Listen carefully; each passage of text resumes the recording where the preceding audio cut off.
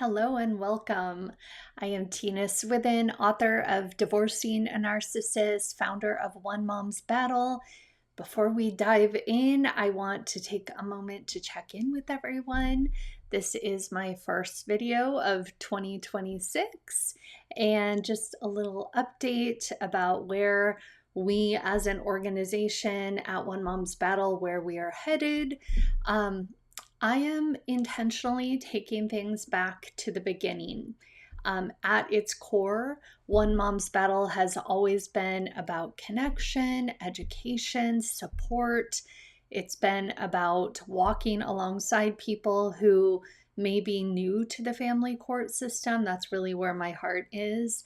But also standing with those of you who are, deep into this journey and probably exhausted.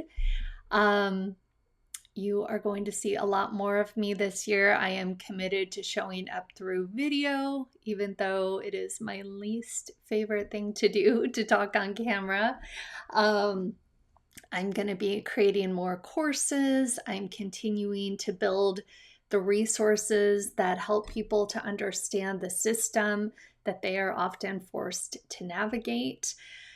I am still doing my coach training program. I'm doing that twice a year, every January. We're about to kick off the next cohort. And then in August, for me, it's really about passing torches and helping other advocates to take the reins and go out there and support survivors, because it's unfortunately, the world of family court is getting worse and not better.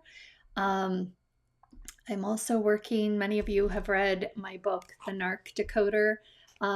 It's how we infuse humor into these situations. The language of the narcissist is so predictable, and once you see through it, it's reframing it, it's taking your power back. It's predictable, it's juvenile.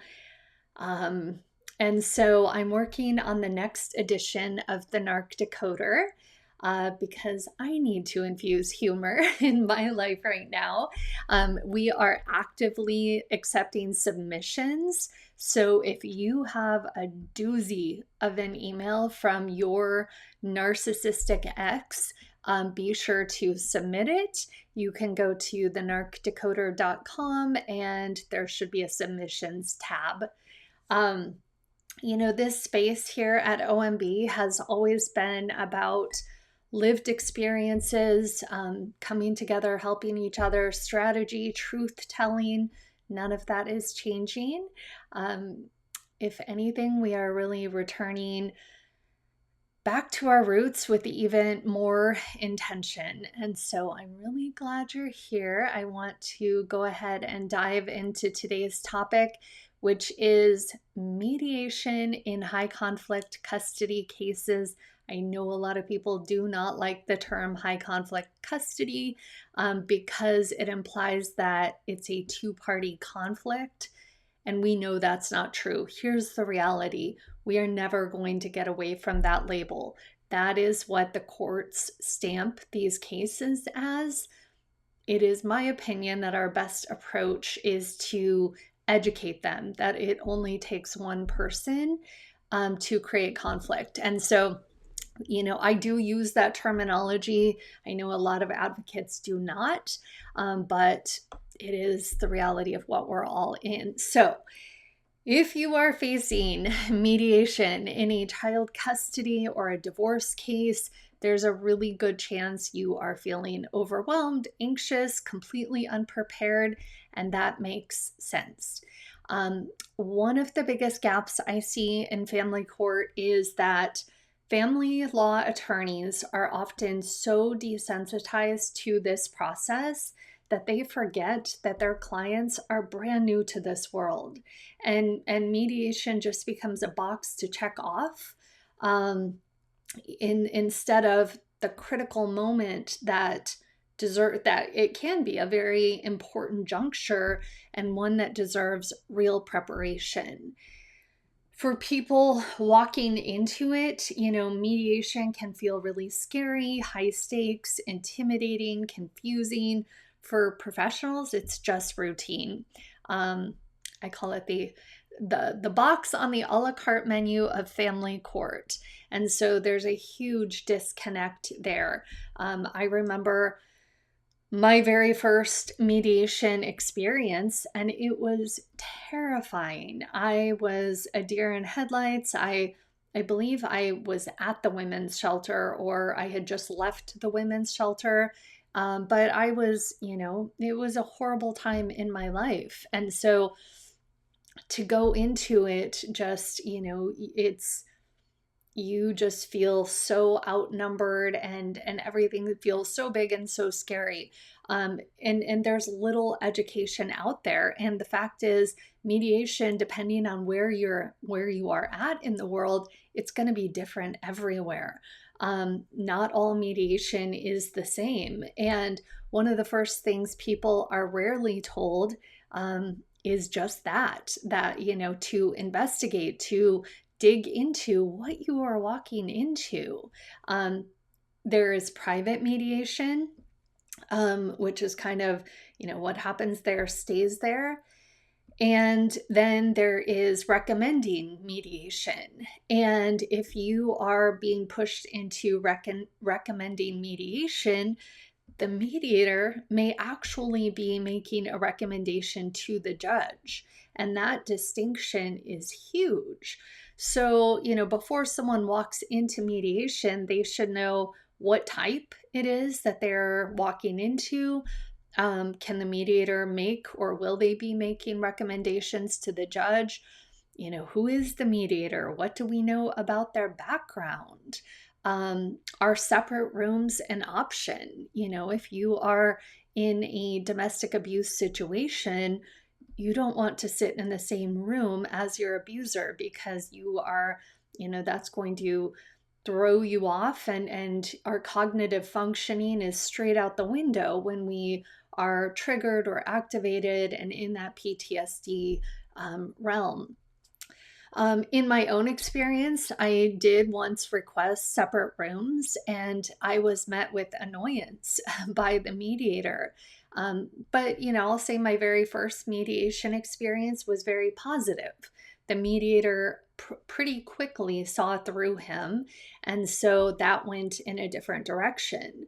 But however it starts, what the mediator that you're meeting with, whether or not they recognize, the background, and whether this is abuse, it can make a huge difference. And for those of us who are conflict avoidant by nature or have experienced trauma, it can be destabilizing to walk through this process, and especially if you're met with a mediator who just doesn't get it. And that's a huge issue under the entire family court umbrella.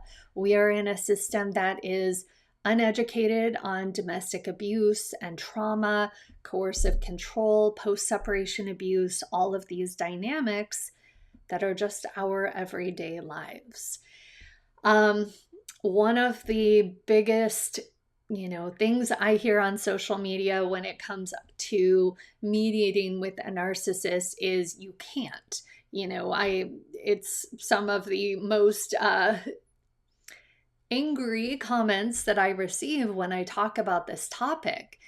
Is, why are you trying to teach me? You can't mediate with a narcissist. They're not able to do that. So, a lot of people believe it's completely pointless when you are dealing with a narcissistic individual. We're told they can't compromise, they can't negotiate, they can't act in good faith. And there's truth in that. I completely agree. But here's the reality that often gets left out in these conversations. For so many of us, mediation is mandatory. You don't have a choice. In some states or some jurisdictions, every single hearing, you are required to attempt mediation prior to that.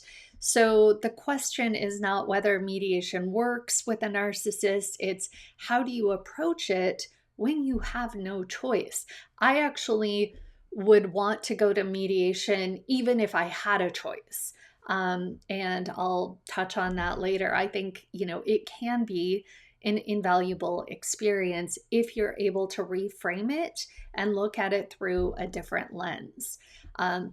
So, expectations versus reality. One of the biggest reasons people leave mediation feeling defeated or frustrated is because their expectations were never aligned with reality. If someone were to go into mediation expecting honesty, accountability, fairness, reasonableness from a high conflict or abusive individual, it will feel like a failed mediation. And that is exhausting and demoralizing. But how we reframe it can change everything. For me, mediation was not about resolution. I knew what I was up against, and that there was no reasoning with this person. So, in reframing this, it was an opportunity for me to present my case to a neutral third party when the stakes were relatively low.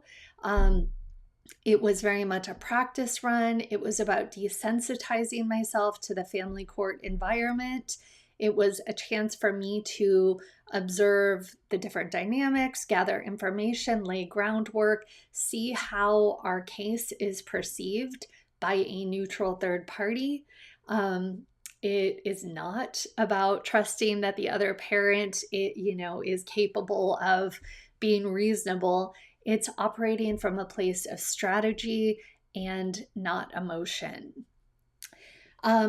Another critical piece that is often missed, high conflict situations are very often an extension of domestic abuse.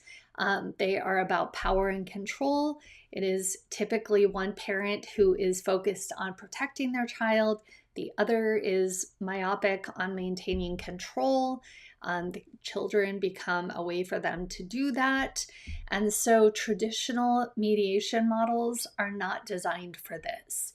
When we have professionals who treat high conflict as two equally difficult people, they miss the underlying dynamics and they can cause real harm. We are up against such a bias in the system, whether we're talking about CPS, law enforcement, mediation, whatever it is, there is this bias that it takes two to tango. And that's where we are failed a lot of the time. And so preparation, it matters. Mediation is often unavoidable. Preparation becomes everything.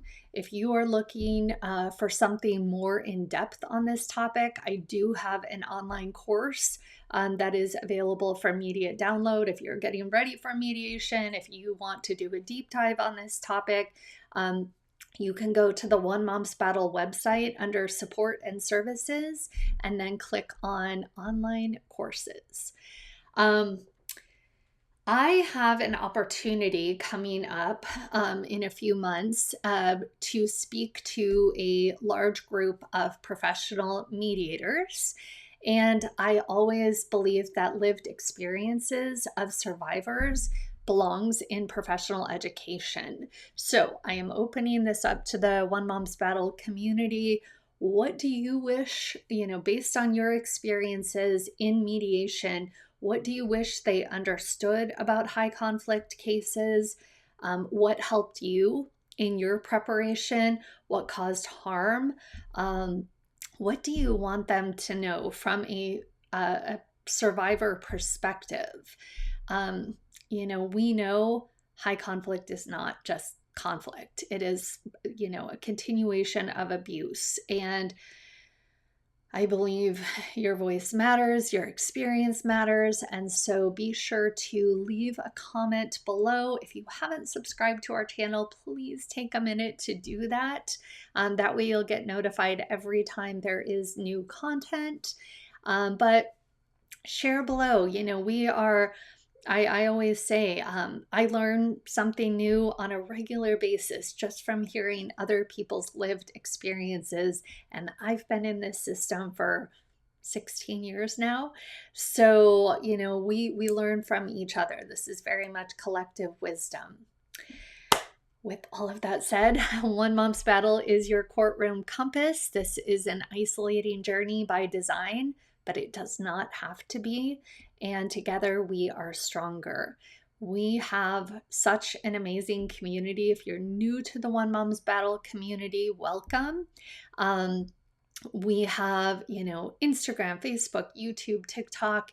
We invite you to connect with us on all of the various platforms.